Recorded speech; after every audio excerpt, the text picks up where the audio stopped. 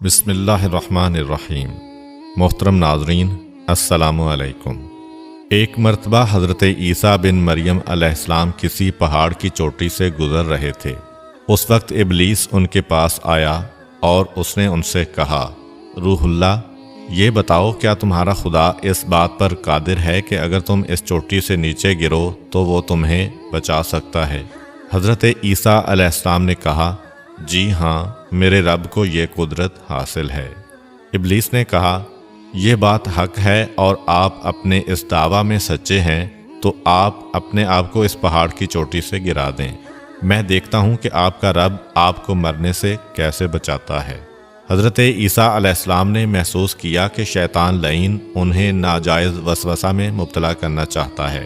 انہوں نے اس سے کہا، لعین، کیا تو چاہتا ہے کہ میں اپنے رب کی آزمائش کروں؟ یہ علیحدہ بات ہے کہ مجھے اس بات کا یقین ہے کہ میرا خدا میری حفاظت کرے گا۔ اللہ کا ہر فرمان برحق ہے اور ہمیں اس میں شک کرنے کی کوئی گنجائش نہیں ہے، لیکن میں خدا کی آزمائش نہیں کرتا۔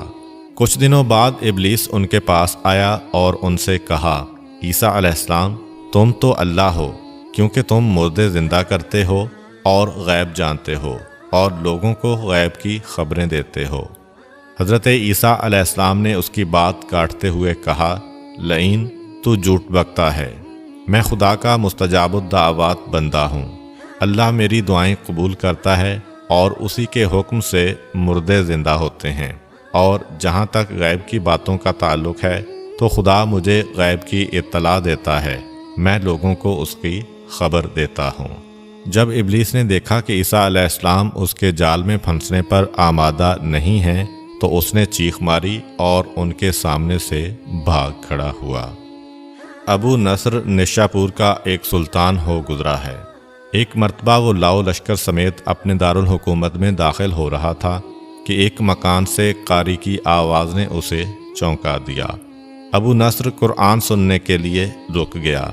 قاری نے دلسوز آواز میں سورہ آل عمران کی آیت نمبر 26 کی تلاوت کی، جس کا ترجمہ یہ ہے، آپ کہہ دیں کہ اے اللہ، تو ہی مالک الملک ہے، تو جسے چاہے سلطنت عطا کرے اور جس سے چاہے سلطنت چھین لے، اور جسے چاہے عزت دے اور جسے چاہے ذلت دے، تمام بھلائی تیرے ہاتھ میں ہے، بے شک تو ہر چیز پر قدرت رکھتا ہے۔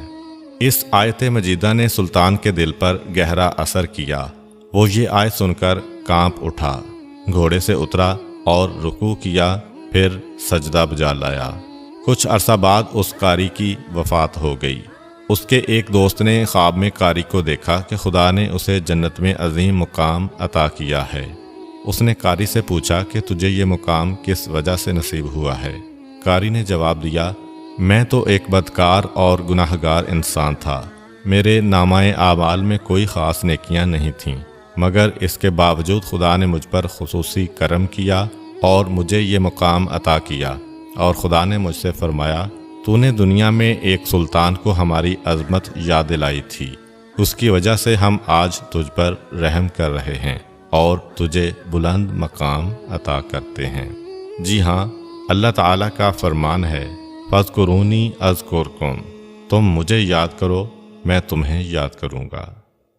پرانے زمانہ میں انطاکیہ ایک بہت بڑا شہر تھا۔ یہ شہر ایشیائے کوچک میں واقع تھا۔ اس شہر کی لمبائی 12 میل تھی اور اس میں انسانوں کی ایک بھاری تعداد قیام پذیر تھی۔ انطاکیہ شہر کے لوگ گمراہ اور ظالم تھے۔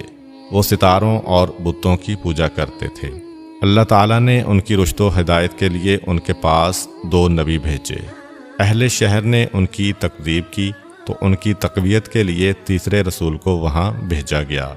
چنانچہ تینوں انبیاء نے لوگوں کو خدا کے راستہ کی دعوت دی اور شہر کے گوشہ گوشہ میں انہوں نے تبلیغ دین کی، لوگوں کو توحید کی دعوت دی، معاد اور یوم قیامت سے آگاہ کیا اور انہیں عذاب خداوندی سے خبردار کیا۔ اہل شہر بڑے بدبخت تھے۔ 3 انبیاء کی مشترکہ تبلیغی کوششوں کا ان پر کوئی خاص اثر نہ ہوا اور پورے شہر میں صرف 40 افراد نے ہی دعوت حق کو قبول کیا۔ شہر کے دوسرے لوگوں نے تینوں انبیاء اور ان کے پیروکاروں کو پکڑ کر انہیں سخت اذیتیں دیں۔ اور ظلم کی انتہا یہ کی گئی کہ ان مظلوموں کی گردن میں سوراخ کر کے اس میں رسیاں ڈالی گئیں اور شہر کے ظالم لوگ رقص بسمل سے لطف اندوز ہوئے۔ اس شہر میں ایک مرد مومن رہتا تھا جس کا نام حبیب النجار تھا۔ وہ ان انبیاء پر ایمان لایا تھا، لیکن وہ اپنے ایمان کو مخفی رکھتا تھا۔ وہ شہر میں بڑھئی کا کام کرتا تھا۔ اسے جو مزدوری ملتی تھی وہ اس کو 2 حصوں میں تقسیم کرتا تھا۔ ایک حصہ اپنے اہل خانہ کو کھلاتا تھا اور دوسرا حصہ غرباء و مساکین میں تقسیم کرتا تھا۔ جب حبیب النجار کو اس ظلم کا پتہ چلا تو انہوں نے اپنی قوم کو تبلیغ کرتے ہوئے کہا، اے میری قوم، ان رسولوں کی پیروی کرو، ان کی اتباع کرو جو تم سے کوئی اجر نہیں مانگتے اور وہ راہ راست پر ہیں، اور میں کیوں نہ اس ذات کی بندگی کروں جس نے مجھے پیدا کیا ہے اور جس کی طرف تم سب کو پلٹ کر جانا ہے۔ کیا میں اس ذات کے علاوہ کسی کو معبود بناؤں؟ جبکہ اگر خدائے رحمان مجھے ضرر پہنچانے کا ارادہ کر لے تو ان کی شفاعت مجھے کوئی فائدہ نہیں دے سکتی اور نہ وہ مجھے چھڑا سکتے ہیں۔ تب تو میں صریح گمراہی میں مبتلا ہو جاؤں گا۔ میں تو تمہارے پروردگار پر ایمان لے آیا ہوں، لہٰذا میری بات سن لو۔ کیا میں اسے چھوڑ کر دوسرے معبود بنا لوں؟ حالانکہ اگر خدائے رحمان مجھے کوئی نقصان پہنچانا چاہے تو نہ ان کی شفاعت میرے کسی کام آ سکتی ہے اور نہ وہ مجھے چھڑا ہی سکتے ہیں۔ اگر میں ایسا کروں تو میں واضح گمراہی میں مبتلا ہو جاؤں گا۔ میں تمہارے رب پر ایمان لے آیا، تم بھی میری بات مان لو۔ لیکن ظالم لوگوں نے ان کی بات پر کان نہ دھرے اور ان کی نصیحت سن کر خواب غفلت سے بیدار نہ ہوئے، بلکہ ظالم درندے یکدم اس پر ٹوٹ پڑے اور بیچارے کو اتنا مارا کہ اس کی آنتیں باہر نکل آئیں۔ پھر اس کا گلا دبا کر قتل کر دیا اور لاشا کو ایک کنویں میں ڈال کر اس میں مٹی ڈال دی گئی اور وہ کنواں اس کا مدفن بن گیا۔ بعض روایات کے مطابق ظالموں نے اسے پکڑ کر آری سے 2 حصوں میں تقسیم کیا تھا۔ ایک اور روایت میں مذکور ہے کہ لوگوں نے اس کی گردن میں سوراخ کیا اور اس میں رسی ڈالی اور پھر اسے صلیب پر چڑھا دیا، جہاں اس کی موت واقع ہوئی۔ حبیب النجار کو موت سے قبل انبیاء دکھائی دیے تو اس نے یہ آخری الفاظ کہے، میں تمہارے رب پر ایمان لایا ہوں، میرے گواہ رہنا۔ اس کے بعد اس کی روح قفس عنصری سے پرواز کر گئی۔